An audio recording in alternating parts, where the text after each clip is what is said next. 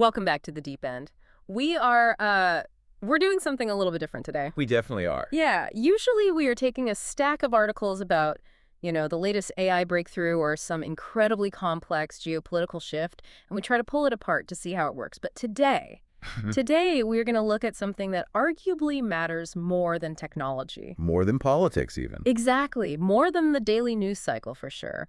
We're looking at the actual engine of the future itself. We're looking at education. It's the one topic that touches literally everyone, isn't it? Mm. I mean, either you are currently in school, or you have kids in school, or at the very least, you are living in a society that is entirely shaped by people who went through this system. Right, there is no escaping it. But here's the thing, and I think you'll agree with this. Usually when we talk about education, it gets very dry, very fast. Oh, instantly. We end up talking about budget allocations or union disputes or standardized test metrics. It just becomes this bureaucratic noise.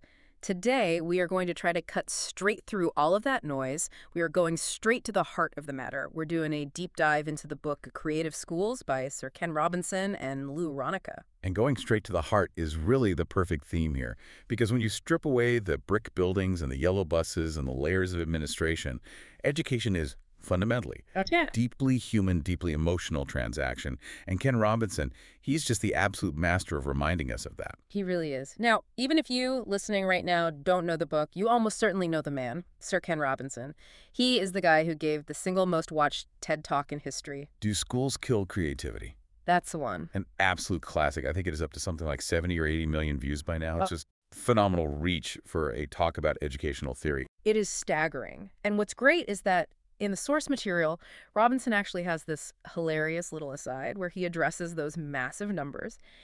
He compares his view count to Miley Cyrus. Right, love that part. He writes, "I know that's not as many views as Miley Cyrus gets, but I don't twerk." Which is, frankly, a relief to us all. Totally. But, I think that humor is actually a very deliberate, strategic tool for him. He uses it to disarm you because the actual topic he is discussing, the systemic, wide-scale failure of our schools to value human potential, it is incredibly heavy. It's downright depressing if you look at it straight on. Exactly. If you just gave me the raw data, the dropout rates, the disengagement metrics, you'd just be paralyzed by it. Yeah. But he gives you the data wrapped in a joke, so your defenses drop and you actually listen. Well, let's get right into that heaviness because he definitely doesn't pull any punches in the opening of the book. The introduction itself is titled 1 Minute to Midnight. And I read that and thought, wow, that doesn't sound like a cozy academic chat about curriculum reform. That sounds like a literal warning siren. It is a warning siren. And we really need to pause and contextualize why he uses that specific apocalyptic phrase. He isn't just saying that schools are a bit underfunded right now or that teachers are feeling tired.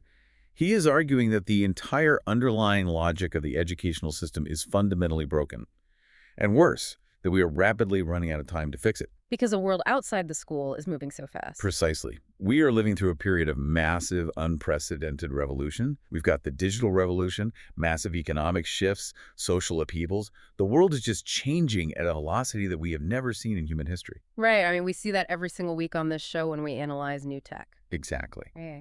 And yet the one single institution that is specifically tasked with preparing our children for that chaotic, fast-paced, unpredictable future, the school system, is doubling down on a structural model from the 19th century. It's wild when you put it like that. We are trying to meet the challenges of the future by just doing what we did in the past, only harder and with more testing. He quotes H.G. Wells early in the book, and this one line really just stuck with me. It frames everything we are going to talk about today.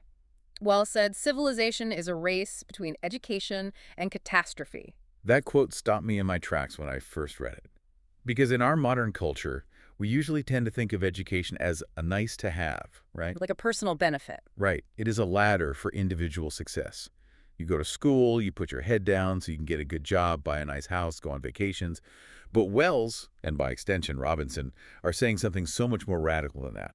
They are saying education is the firewall. The firewall for society. Exactly. It is the only thing standing between us and total societal collapse.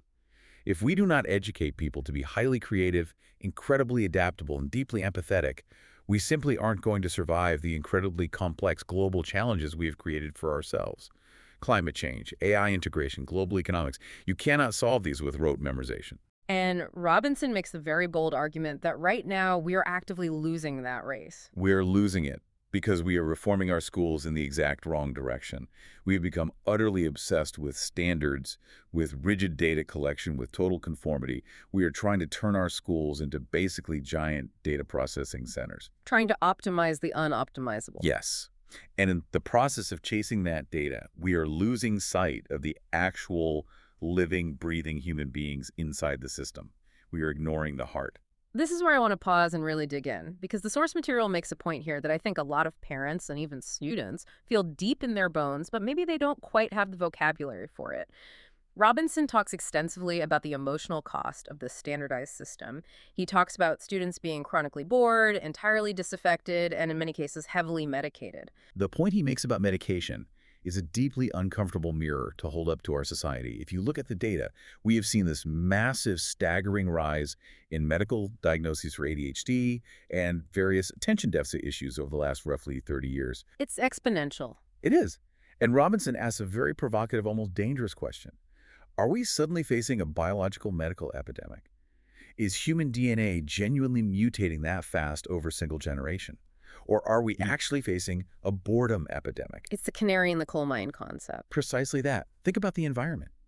If you force a naturally high-energy child, a child whose brain is wired for movement and curiosity, to sit completely still in a hard plastic chair for 6 hours a day. Under those awful fluorescent lights. Under artificial lights, and you force them to listen to essentially clerical, disconnected information that has absolutely no relevance to their actual life, and they naturally fidget or tune out. Yep. Is that a neurological disorder?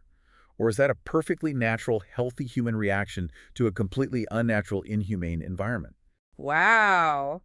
When you frame it like that, the medication isn't treating a disease. It's treating non-compliance. It reminds me of that Seth Godin quote that is blurbed in the source material. It is only 3 words long, but it feels like the anchor for this entire deep dive we're doing today. Make me care. Make me care. It sounds so simple, right? But it is actually a revolutionary demand in the context of modern schooling, because the current educational system operates almost entirely on coercion. Do this or else. Yeah, exactly. You must learn this because it is going to be on the test on Friday. You must learn this because the state curriculum guidelines require it. You must learn this so you don't fail and ruin your chances of getting into college. It is all based on external pressure and fear. There is no internal motivation. Right. And what Godin and Robinson are saying is, no, that doesn't work. Real, profound learning is fundamentally voluntary. It absolutely has to start from the inside. If you do not capture the heart of the student, you will never really get their mind. You might get the illusion of it. Sure, you might get short-term compliance. You might get a kid to memorize a historical date for exactly 1 week just to pass a quiz, but you won't get actual education. You won't get understanding. Okay, so if our true mission here is make me care, we have to understand why the current system actively does not care, or rather why it seems perfectly designed to completely ignore the individual human being sitting at the desk. Robinson spends a significant amount of time in the early chapters unpacking what he calls the industrial metaphor. Now, I have heard people casually say schools are like factories before. It has almost become a bit of a cliche. But Robinson goes so much deeper than just a casual conversational comparison. He argues it is quite literal. It is entirely literal. And to really grasp why, you have to look back at the historical context. Our modern system of mass public education was essentially built from the ground up during the Industrial Revolution. It was explicitly designed to meet the labor needs of that specific economic era. They needed factory workers. Exactly. They needed a massive workforce that could read a manual, write a basic report, do some basic arithmetic, and this is the crucial part. They needed people who could follow orders without questioning authority, be strictly punctual, and tolerate doing incredibly boring, repetitive tasks for 8 to 10 hours a day without complaining. So the actual physical and temporal structure of the school mirrors the structure of the factory floor. Explicitly so. Just look at the physical architecture of an older public school. Long, straight corridors, separate, isolated rooms designed for highly sphericalized, separate functions. And of course, the bells. The bells. You know, I went through the public school system, and I never really thought about how inherently weird the bells are until I read this part of the book. It is totally bizarre when you step back and look at it objectively. Think about adult life. Nowhere else in regular adult society except maybe on an actual factory floor or inside a literal prison, does a loud, harsh bell ring out of nowhere, signaling that every single person in the building must immediately stop whatever it is they are doing, no matter how deeply focused or engaged they might be, and physically move to a completely different room to do something totally unrelated. It is completely Pavlovian. It is. And what does that teach a child on a subconscious level? It teaches you that your personal focus does not matter. Yeah. It teaches you that finding a flow state is actually the enemy of the daily schedule. Because the schedule can't be questioned. Right. In the industrial model, the schedule is God. Yeah. If a student is sitting there and they are right on the brink of a massive intellectual breakthrough in a complex math problem, and they are finally understanding it, but the bell rings. Too bad. Close the textbook, get up, go down the hall and learn about the French Revolution for exactly 45 minutes. It totally severs the natural learning process. And then, on top of the bells, there's the concept of the batch process. We literally batch students by their age. Yes, as if the single most important defining characteristic of a human child is their date of manufacture. Right. You are exactly 6 years old, so you go into this room. You just turned 7, so you go into that room. We build the entire system on the assumption that because you were born in the same calendar year, your brains operate in the exact same way at the exact same speed. It assumes that chronological biology is the only metric that matters. It completely ignores the messy reality of human development. It ignores the fact that a 6-year-old might be an absolute prodigy in mathematics, but really struggle with basic reading comprehension.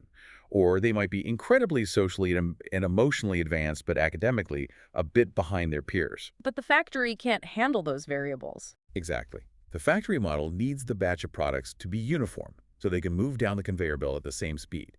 So we just pretend the kids are uniform.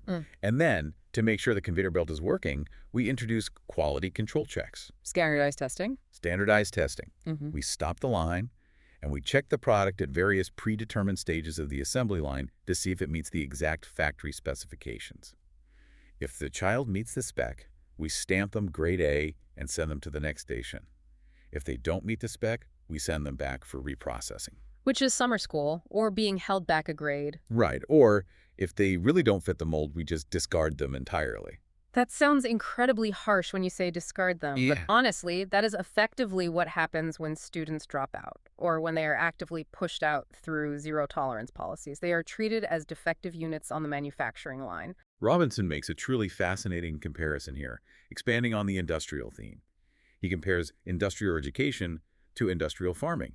And for me, this was one of the most powerful, eye-opening insights in the entire source material because it perfectly explains the hidden costs of our system. I really want to dig into this specific analogy because the term he uses in the text is externalities. Now, that is fundamentally an economic term. Can you break that down for the listener? What exactly is an externality in this specific context? Sure, it's a great concept to understand. So in traditional economics, an externality is a cost that a business or a process creates, but that the business itself does not actually pay for. Someone else ends up footing the bill. Let's take a literal factory as an example. Okay. If a chemical factory decides to dump its toxic sludge straight into the local river because it saves them $1 million on proper waste disposal, the factory looks great on paper. They created a massive profit for their shareholders. Right. Their internal metrics look fantastic. Exactly. But the town down the river gets sick from the water. The local government has to spend millions on healthcare and environmental cleanup. The sickness in the town and the cost of the cleanup, those are the externalities. The factory profited, but society paid the hidden cost. Okay, that makes perfect sense in economics. So how does that map onto a public school system? Think about the core goal of industrial education. What is the metric they care about?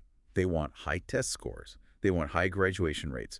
Just like the industrial farmer wants a massive crop yield per acre, regardless of how many chemical fertilizers they have to use to get it. So they force the yield. Yes. Yeah. So the schools systematically narrow the curriculum to force that yield.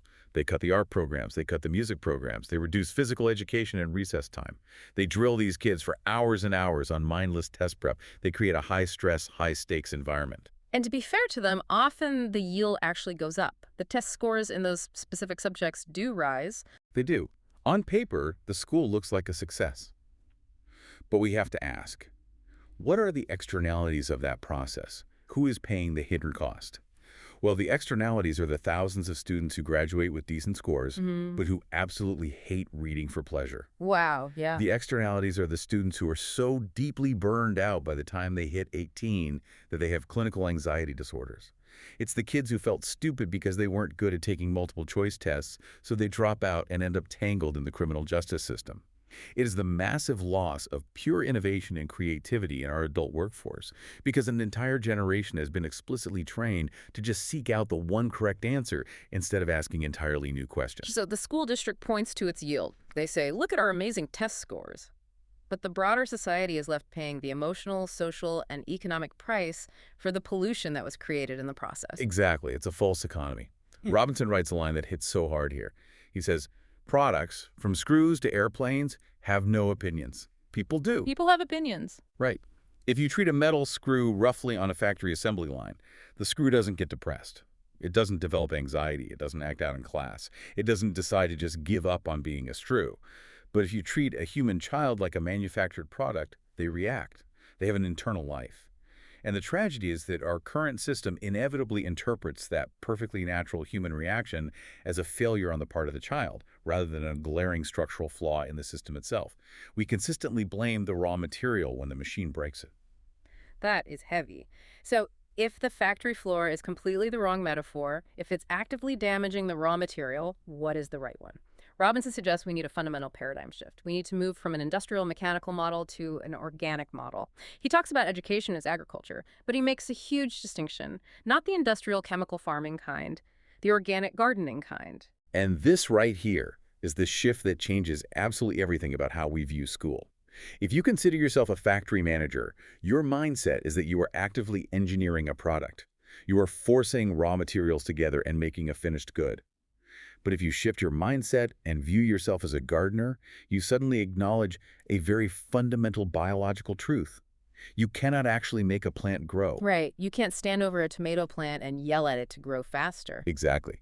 You can't grab the leaves and physically pull on them to make the plant taller. You can try, but you are just going to rip the leaves off and kill it. Right.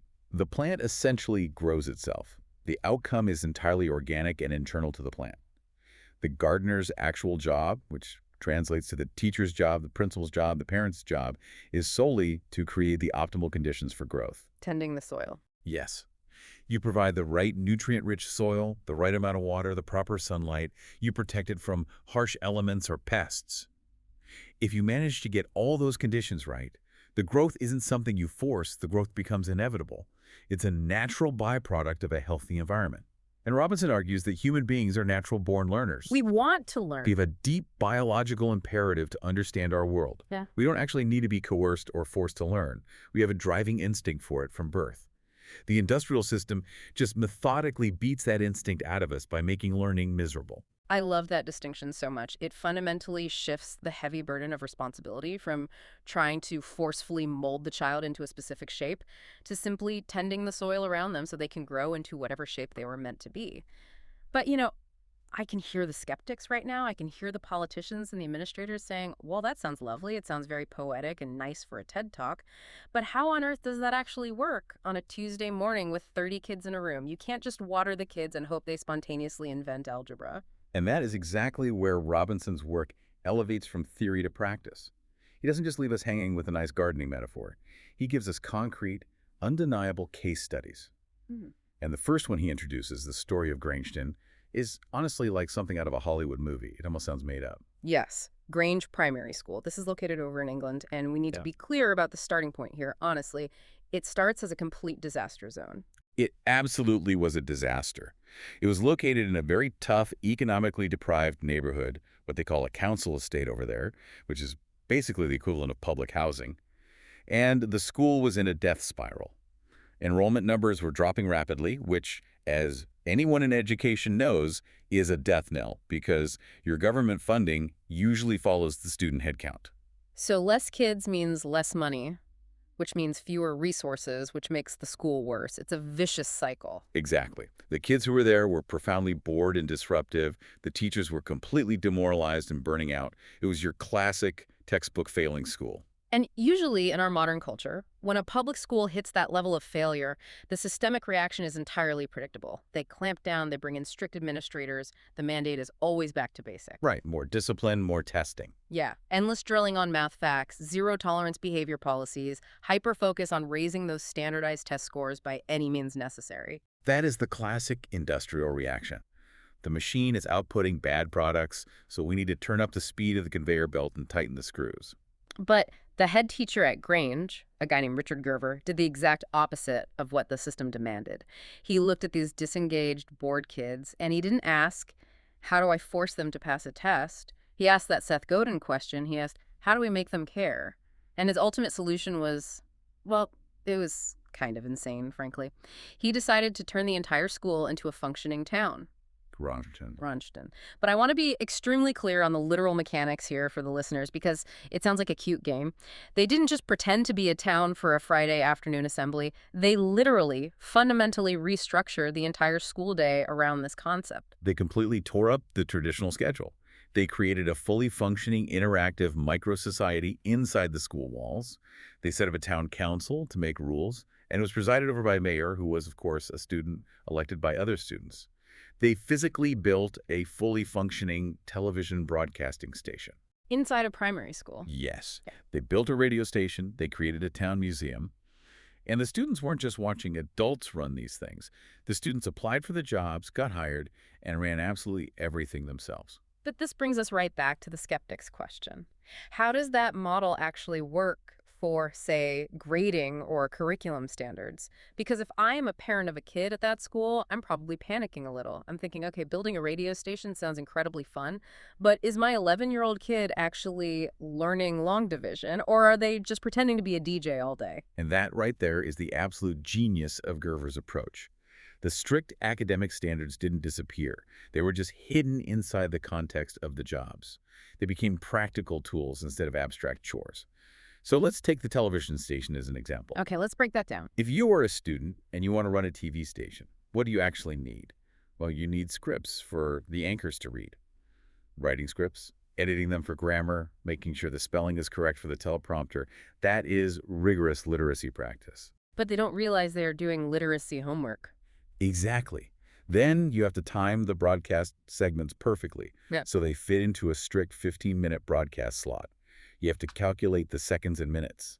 That is practical, applied math. Right. You need to learn how to operate the cameras and the sound mixing boards. That fulfills your technology and engineering standards. You need to manage the fake budget for the station so you can buy new props. That is advanced arithmetic and basic economics. So instead of sitting at a desk doing 30 meaningless subtraction problems on a worksheet, they were actively subtracting the cost of a new microphone from their departmental budget. Exactly. And because the entire scenario was real to them, because that radio show was actually going to be broadcast to the rest of the school, because the town museum had actual parents coming in as visitors, the stakes suddenly felt real. It wasn't about pleasing a teacher for a letter grade. It was about doing a good job for your community. Gerver has this incredibly insightful quote in the book where he explains the psychology behind this. He says, 11-year-olds would find that as cool as 5-year-olds playing in a doctor's surgery. I thought that was such a keen, precise observation on developmental child psychology. When you look at a 5-year-old, they learn almost entirely by role-playing. They put on a little plastic stethoscope, they grab a clipboard, and in their mind, they literally are a doctor. But an 11-year-old is different. They think that kind of pretend play is baby stuff. Right. An 11-year-old is at a stage where they desperately want real agency. They want to be able to actively affect the world around them. They want their actions to be taken seriously by adults. So running a complex TV station isn't just a silly game to an 11-year-old.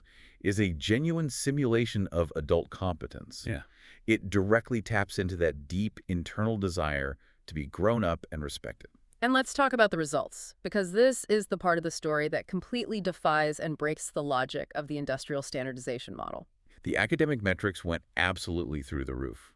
Grange Primary went from being at the very bottom of the district keep to being ranked in the top 5% academically in their entire region. Top 5%. That is supposed to be statistically impossible if you listen to the standardizers. The pundits who say you absolutely need more rigid drills and more testing to get better test scores. But if you listen to the logic of the organic metaphor we talked about, it makes perfect intuitive sense. When you focus all your energy on feeding the root of the plant, and in human terms, the root is engagement, curiosity, a sense of belonging, and a sense of purpose, then the yield, the test scores, essentially take care of themselves. The leaves grow naturally. Right. Those kids didn't suddenly learn to write well because they desperately wanted to pass a state standardized test. They learned to write well because they wanted their TV script to be genuinely funny. They learned to research because they wanted their museum plaque to look highly professional. The high academic grades were just a natural side effect of their deep internal engagement. I mean, education is not an industrial process. It is an organic one. It is really hard to argue with that specific philosophy when you see numbers like that. But okay, let's play devil's advocate again. Grangeton is a primary school. The kids are young. I feel like a lot of people in society are perfectly willing to accept concepts like creativity and play for younger kids. Sure, up to a certain age. Right. But then you hit high school, you hit the teenage years, and suddenly the walls close in. The societal stakes get much higher. The rhetoric changes to, well, playtime is over. We have to get ready for college. We have to sit down and learn the serious stuff now. That is the most common trap in educational thinking. We somehow convince ourselves that play and experiential learning simply expire at age 10. But Robinson takes us directly to San Diego, California, to a place called High Tech High, to systematically prove that this organic project-based model works just as well, and maybe even better, for older teenagers. High Tech High. I have definitely heard of this place before. It has become somewhat legendary in alternative education circles, but for our listeners who haven't ever seen photos or videos of it, paint the picture for us. If you walk through the front doors of High Tech High, what do you actually see? Well, the very first thing you notice is what you do not see. You do not hear loud bells ringing every 45 minutes to signal a class change. You do not see neat, orderly rows of identical desks facing a single teacher at a blackboard. So it doesn't look like a school. Not at all. It actually looks and feels like a modern, high-end professional workplace. It looks like you walked into a Google satellite office or a Silicon Valley design studio. There is glass everywhere instead of solid walls. There is student artwork plastered all over the place. And there are massive physical projects in various stages of construction just scattered around the common areas. And the founder of this school, a guy named Larry Rosenstock, has a very specific, almost radical philosophy about how you design a curriculum. He calls it reverse engineering. I really want to walk through this process step by step because I think this is where the actual how-to of the book really shines for educators listening. It really is a total ground-up inversion of how traditional teachers are trained in Teachers College. In a normal, traditional public school setting, the teacher has to start with the state standards. They open a binder, look at the government-mandated list, and say, okay, standard 4.2 states, students must understand the biological life cycle of a crustacean. Therefore, on Tuesday morning, we will all sit down and read Chapter 4 on crabs, and on Friday, there will be a multiple-choice quiz. Which is incredibly boring. But from a bureaucratic standpoint, it is highly efficient. Highly efficient for the auditor, yes. Yeah. But Rosenstock says, entirely throw out that daily schedule. Instead, you start with a project. A massive, ambitious, messy, real-world project. The prime example Robinson highlights in the book is the San Diego Bay Book Project. Right, the student-created field guide. Exactly. So the teacher walks in and gives the mission. We, as a class, are going to spend the next several months creating a professional-grade, scientifically accurate field guide to the ecology and wildlife of the San Diego Bay. And we aren't just making it for fun. We are going to get it printed, and we are going to sell it to the public on Amazon. That is the singular goal. Now, as a teacher, you look at that massive end goal, and you reverse engineer it. You ask, to make this book actually good enough to sell, what do the students need to know how to do? Well, logically, they need to physically go down to the bay, catch some animals, and identify their species. So suddenly they are doing field biology. Correct. They also need to research the historical background of the bay and how human development impacted it. Suddenly, they're doing social studies and local history. They need to write compelling, accurate descriptions of the animals they found. That covers English literature and technical writing. They need illustrations. Right, they need to draw accurate sketches or take high-quality photographs. That covers visual arts. They need to physically format and lay out the pages using software, calculating margins and image ratios. That covers graphic design and applied geometry. So by the end of the semester, they are essentially hitting all the exact same state standards, the biology, the math, the English, but they are doing it entirely in service of creating a tangible product. Exactly. They learned the required standards strictly through the messy process of creation. And this completely revolutionizes a crucial point about quality control and grading. In a normal school, the sole arbiter of quality is the teacher holding a red pen. The teacher gives you a B- and you move on. But in this project-based model, the test is actual objective reality. If a student writes a biological description of a local fish, but the facts are totally wrong, they simply cannot publish the book. The product would be a failure. The feedback loop changes from being academic to being real world. The questions change. It's no longer, did I memorize the textbook? It becomes, is this information actually accurate? Is this layout visually beautiful? Would a real person actually spend $20 to buy this book? And that profound shift in the feedback loop completely alters the student's internal motivation. They are no longer just trying to appease an authority figure to get a grade. They are intrinsically motivated to try to make something that genuinely works in the real world. Rosenstock has a fantastic line in the book about how this changes their relationship with failure. He says to a student who messes up an experiment, "Great, now you know something that doesn't work. You can cross it off the list." Which is exactly how professional scientists think in a lab. It is how literally everyone in the successful professional world thinks. In software design, in laboratory science, in entrepreneurship, failure isn't a sin. Failure is just data points. It is useful information telling you what to adjust. But in a standardized testing environment, failure is a severe penalty. It is a permanent mark of shame on your record. It actively lowers your GPA. By heavily penalizing natural failure in schools, we are actively, systematically training our kids to be completely risk-averse. We are training them not to invent things. Yes, we are actively training them not to be innovators or scientists. We are training them to be nervous clerks who are terrified of making a typo. There is another major conceptual framework that Rosenstock talks about at High Tech High that I think is incredibly important to unpack, and it's the head versus hand fallacy. Oh, this is a deeply ingrained cultural bias. It goes all the way back to antiquity, back to the ancient Greeks, specifically to Plato. It is this pervasive, lingering idea that thinking abstract, philosophical, intellectual thought is noble and high class, while actually working with your hands, building things, crafting things, is somehow servile, manual, and strictly lower class. And that bias literally built the modern school architecture. That is exactly why almost every high school in America has traditionally had a vocational track for the kids who are deemed not smart enough for college, and an academic track for the smart kids who are supposedly going to be leaders. Precisely. But High Tech High completely blows up that artificial divide. How do they bridge it? They bridge it using a concept called design thinking. This is an idea heavily popularized by design firms like IDEO. The core premise is that you actually think with your hands.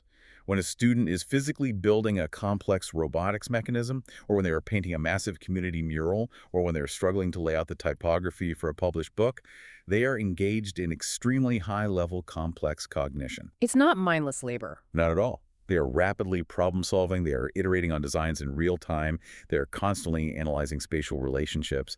The archaic idea that a skilled carpenter or an electrician isn't actively thinking at a high intellectual level is just elitist nonsense. Rosenstock actually makes a comparison in the book that made me laugh out loud, but it is also so profoundly true. He compares an ordinary kindergarten classroom to a doctoral studies program at a university. It is such a brilliant juxtaposition. He says, look closely at a good kindergarten. What are they doing? It is highly multidisciplinary.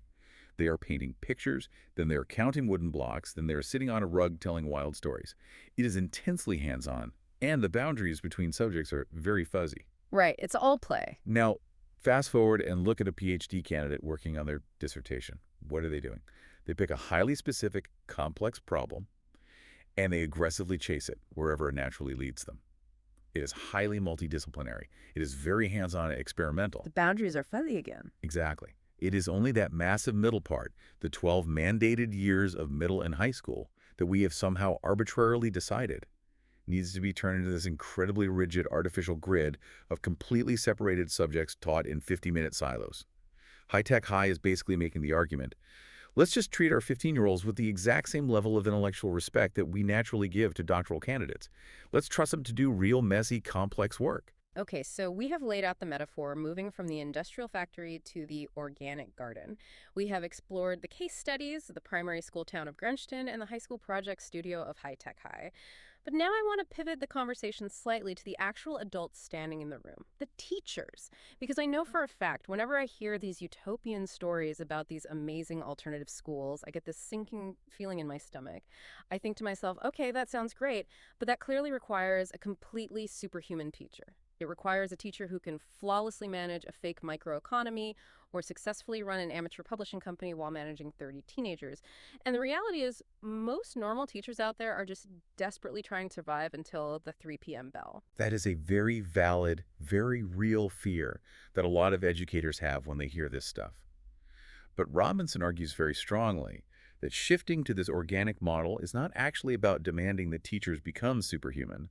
Rather, it is about fundamentally changing the basic definition of what their job actually is. And before we can do that, we have to clear up some major cultural baggage around the word creative. Because people misunderstand what he means by creative schools. Right. I think a lot of strict traditionalists hear the phrase creative schools, and their immediate reaction is that Robinson is completely against hard facts. They think he just wants kids to sit around in a circle, finger painting, and expressing their deepest feelings without ever learning any hard academic skills like long division or grammar. And Robinson is extremely specific about aggressively correcting this misconception in the book. He is absolutely not anti-knowledge. He is not anti-skill. In fact, he states very explicitly, you cannot be truly creative in mathematics if you do not actually know mathematics. You have to know the rules to break them. Exactly. You absolutely need the foundational skills. Creativity does not exist in a vacuum. Creativity is defined by what you actively do with the skills you acquire.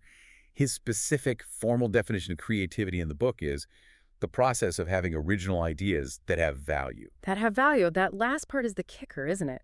It means you can't just throw paint at a wall and call it a day. It requires critical judgment and refinement. Exactly. It has to be effective. Yeah. But going back to your question about the teacher's primary role in this creative process has to shift dramatically.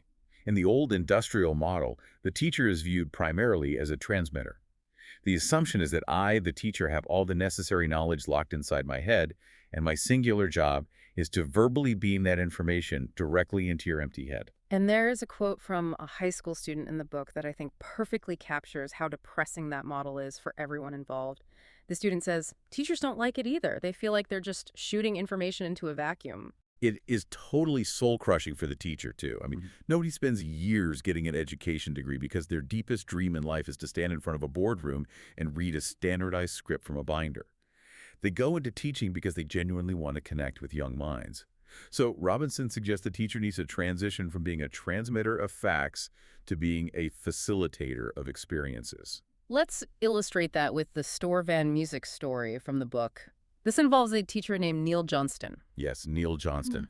This is a perfect example. So Johnston developed a program and an iPad app designed to teach kids music using modern tools like GarageBand. Now, contrast his approach with a traditional old-school music theory class. In the traditional class, the teacher stands at the chalkboard at the front of the room and says, okay, class, this specific symbol is a quarter note. This curly symbol is a treble clef. It is incredibly theoretical and dry. The implicit message is that you have to spend months rigorously learning the complex grammar of music before you are ever actually allowed to try and speak it. Which is exactly why the vast majority of kids end up quitting their piano lessons after 3 miserable months. It's just too boring before you get to the fun part. Exactly. Johnston completely flips that dynamic upside down. He walks in, puts the iPad directly in the kid's hands on day one, and just says, make a beat. Hit these buttons and see what happens. And within 3 minutes, the kid is actually making a rudimentary piece of music. Yeah. They're instantly engaged. They feel powerful. And then, once they are completely hooked on the process of creation, that is when the teacher steps in as a facilitator to guide them to the next level. The student might say, I like this sound, but how do I make it echo longer? And the teacher says, let me show you how rhythm and sustain work. Or the kid says, I want these two different sounds to fit together better.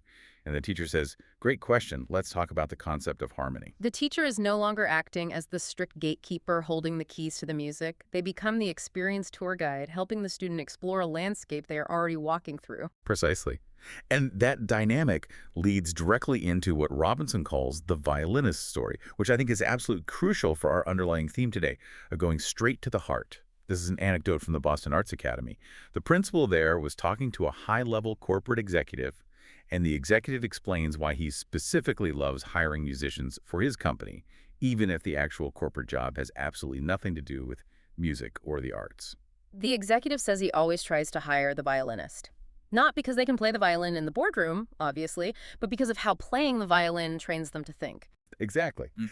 A serious musician profoundly understands that asking, "Is this right?" is fundamentally the wrong question to ask. A kid who's been trained to be a professional test taker always asks, "Is this right?" And what they really mean by that is, did I bubble in the mathematically correct option on the Scantron sheet to get my point? Sure. But a working musician asks a different set of questions. They ask, does this work? Does this piece of music actually move the audience emotionally? Is the tempo effective for the mood we want? And crucially, a musician is deeply accustomed to the process of harsh critique. They do not take negative feedback as a personal attack on their self-worth. They take critique as vital, necessary information to improve the next performance. It's iterative. Right. That specific iterative, resilient mindset is something that the industrial school system actively punishes and destroys, but it is the exact same mindset that the modern real-world economy is absolutely desperate for. It really is amazing, in a dark way, how we have accidentally designed a massive billion-dollar system that systematically suppresses the exact human qualities we constantly claim we want. We say we want bold leaders, we say we want out-of-the-box innovators, we want creative thinkers to solve the climate crisis, but then we aggressively test our children for blind obedience and rote memorization. And this naturally brings us to a huge philosophical question that Robinson tackles. Who gets to be creative? Because the industrial system is, at its core, a sorting mechanism. It looks at a room of children and it says, okay, you are the smart academic one, you are the athletic one, and maybe you over there, you are the creative one. And historically, the group labeled creative is kept very, very small. Robinson tells a specific story about a man named Peter Gamwell, who was a school superintendent up in Ottawa, Canada, that just perfectly illustrates the tragedy of this sorting mechanism. He calls it the custodian story. And I have to admit, reading this story actually made me a bit emotional. Walk us through what happens. So, Superintendent Gamwell is holding a very high-level, district-wide meeting about leadership. They have all the principals and administrators in the room, and they're discussing the big picture. The future of the school district, massive strategic initiatives, cultural shifts. Very serious stuff. And right in the middle of this high-level discussion, way in the back of the room, a hand slowly goes up.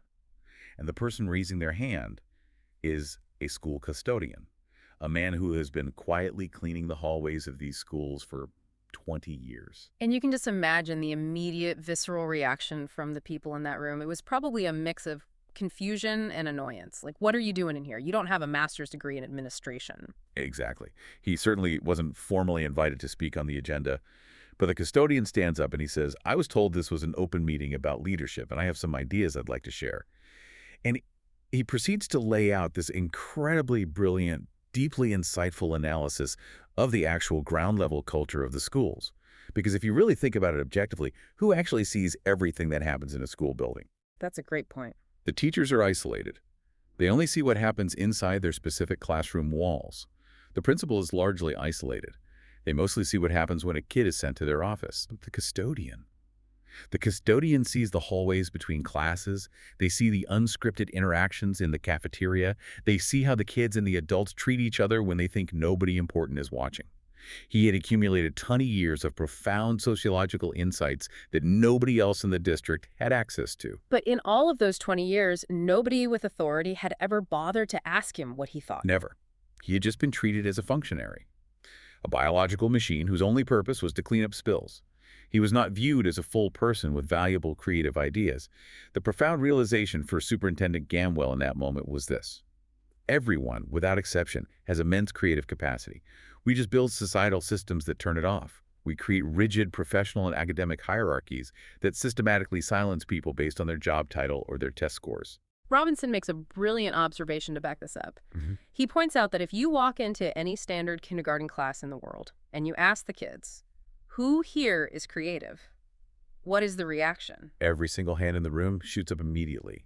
Half of them are practically bouncing out of their chairs yelling, I am, I am.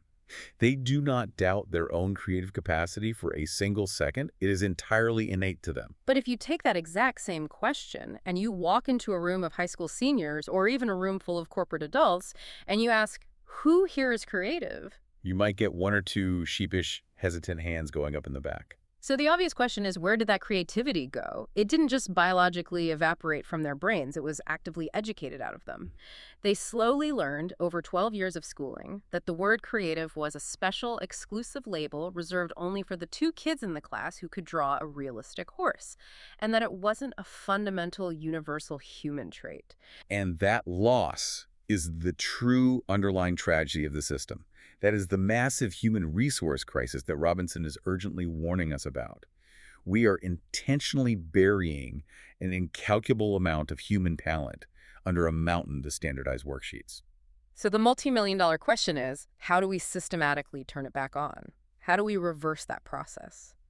This is where the specific role of the school principal comes into play in the book. Robinson talks about this concept of climate control. This is a really vital leadership metaphor for anyone in administration. Robinson argues that the principal's job is fundamentally not about command and control. It is not about walking the halls, enforcing minor rules, and aggressively checking compliance boxes for the state. A principal's true job is about controlling the internal climate of the building. And you have to ask yourself, as a leader, is the climate in my building one of anxiety and fear of failure? Or is it a climate of safety and creative possibility? He draws a really sharp distinction in the text between habitats and habits. Right, both are essential, but they are very different. Habitats refer to the actual physical environment of the school. Does your building physically look and feel like a minimum security prison?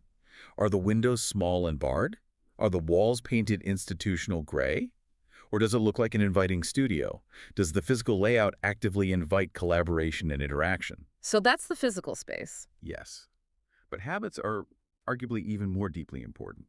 Habits are the ingrained routines and mindsets of the people inside the building.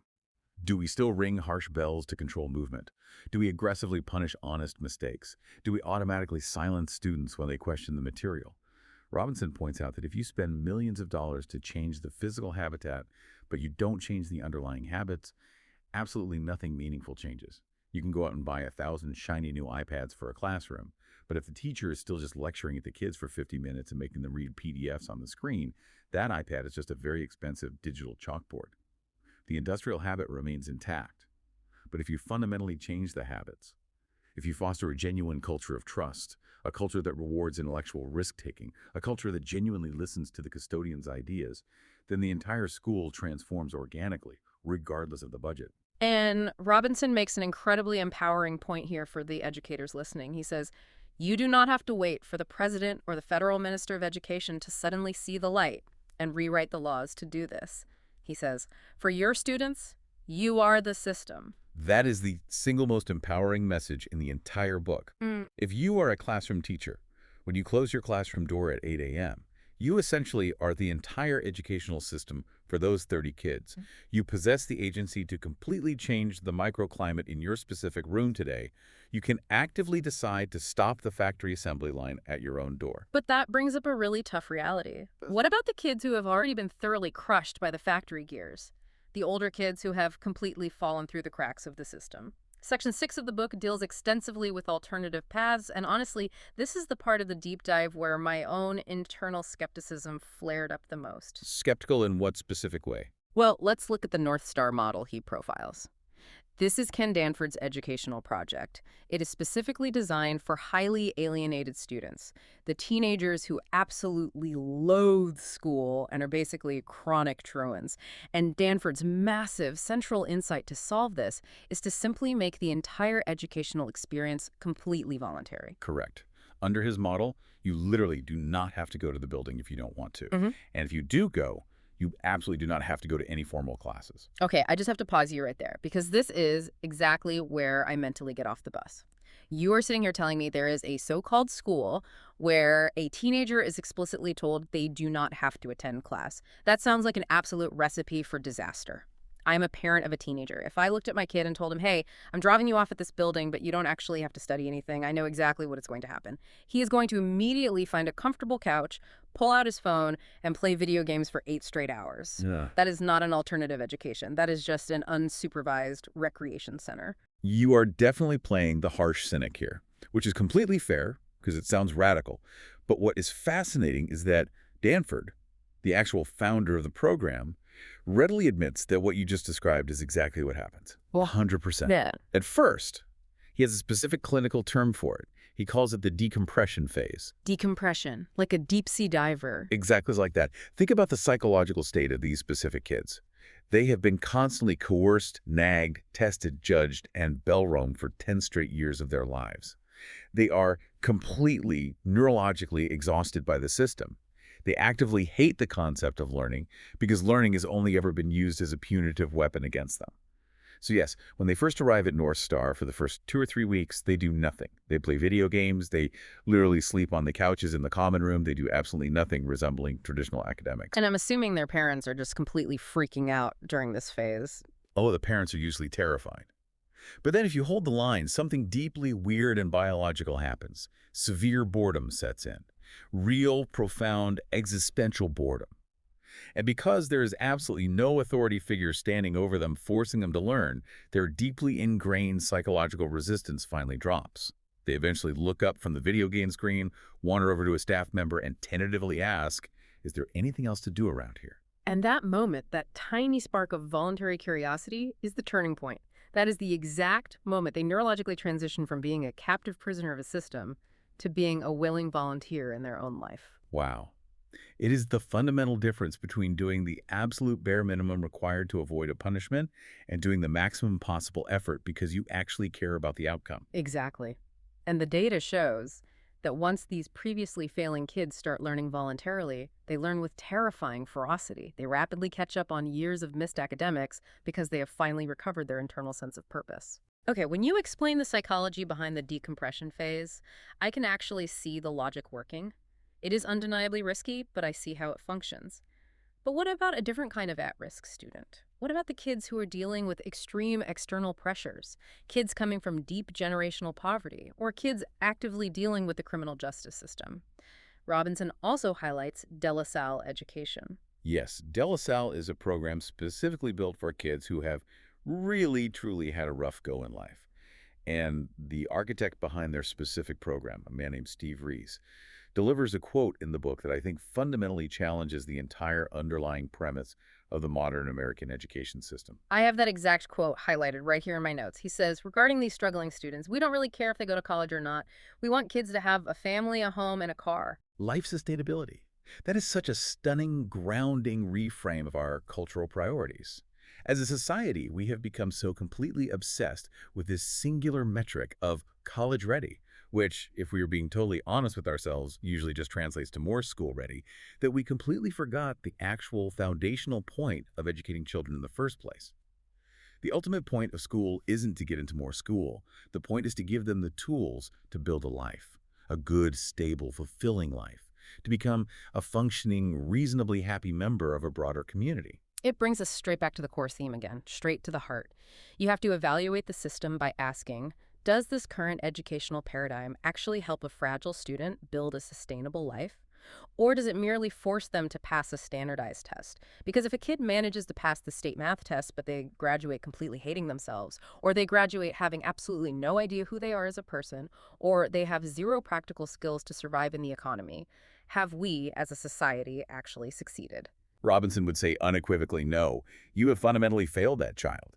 Or rather, the industrial system has operated exactly as it was designed to, and in doing so, it has failed humanity. So we have covered an immense amount of ground today. We have walked through the grim reality of the factory model. We have explored the hopeful alternative of the organic garden. We have seen it work in the primary school town of Grangeton. We've seen it scale in the high school design studio of High Tech High, and we've seen it act as a sanctuary for the broken at North Star. We have deeply unpacked the metaphors and the practical methods, but now we find ourselves at the end of the analysis. The book is titled Creative Schools, but the subtitle of the book is really the call to action, the grassroots revolution that's transforming education. And the grassroots revolution is exactly the right phrase, because if there is one major takeaway from Robinson's worldview, it is that this massive paradigm shift is absolutely not going to come handed down from the top. The entrenched standards culture is simply too deeply tied to politics and corporate money. The testing industry is a multi-billion-dollar behemoth. Exactly. The textbook companies and testing corporations make billions off the status quo. And politicians constantly need simple, easily digestible numbers like test score bumps to campaign on during election cycles. They are not incentivized to dismantle this machine. So the revolution isn't going to be legislated. It has to be us. It absolutely has to be the individual learner. It has to be the frustrated parent advocating at the school board. It has to be the courageous teacher closing their classroom door. It has to be you, the person listening to this right now, looking critically at your own child's experience or reflecting on your own past education and seriously asking yourself, is this system processing my child like a piece of meat on a belt? Or is it providing the soil for them to organically grow? Which brings us full circle right back to H.G. Wells. Civilization is a race between education and catastrophe. And it brings us right back to Seth Godin's incredibly simple demand. Make me care. Because if we, as the adults in the room, cannot figure out how to make the curriculum actually matter to the students' internal emotional world, we are actively wasting the most precious years of their lives. And time, as the Wells quote implies, is the one resource we're running out of. It is incredibly hard work to change this. We shouldn't sugarcoat it. It is physically and emotionally much harder to be a vigilant gardener than it is to be a mindless factory worker pulling a lever. Mhm. A gardener has to willingly go out in the pouring rain. A gardener has to pay incredibly close individual attention to the specific needs of every single leaf on every single plant. But the harvest at the end of that effort, the harvest is an entire generation of human beings who are fully, vibrantly alive, who deeply know their own unique talents, and who are actually mentally and emotionally equipped to solve the terrifying global problems we have handed down to them. That harvest is worth every ounce of the work. Robinson says near the end, the revolution is in the spaces between learners and teachers. That is where the actual magic of human development happens. It does not happen in the marble halls of the state legislature. It happens right there in the messy classroom, in the living room conversations, in the quiet moments of connection. That is the ultimate message of hope here. Yes, the industrial system is terrifyingly big and entrenched, but the daily human interaction is small, and it is entirely within your control. You can always choose to change the nature of the interaction. I think that is a genuinely fantastic, profound place to leave our analysis for today. I really hope this deep dive has given you, the listener, some powerful new metaphors to think with as you look at the world. Maybe you are a parent trying to navigate this for your kids. Maybe you are a teacher fighting the good fight in the classroom. Or maybe you are just someone who, like many of us, barely survived the factory floor yourself, and you're still trying to recover your own creative spark. Whatever your role is in this society, remember the core lesson. You have the power to change the climate. Absolutely. You really do. Thank you so much for joining us for this incredibly important conversation on the deep dive. Go out there, reject the factory, and plant some seeds. We'll see you next time.